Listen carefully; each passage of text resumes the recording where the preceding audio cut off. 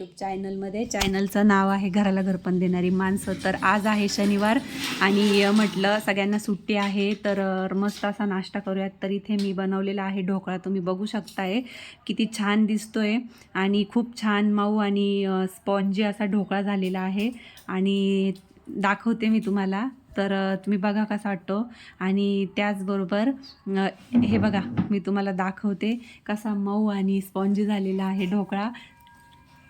हे बघा तुम्ही बघू शकताय किती छान दिसतोय. आणि त्याचबरोबर इथे मी सोमच्या पप्पांसाठी स्प्राउट्स ज्याला आपण कडधान्य म्हणतो तर ते शिजायला टाकलेले आहेत. त्यांना नाश्त्यासाठी कडधान्यच आवडतात, म्हणजे जे मिक्सवाले असतात ते त्यांचा हेल्दी खाण्यावरती जास्त भर आहे. त्यांना हेल्दी आवडतं, ढोकळा ते खात नाही. तर त्यांच्यासाठी मी हे स्प्राउट्स बनवले आहे.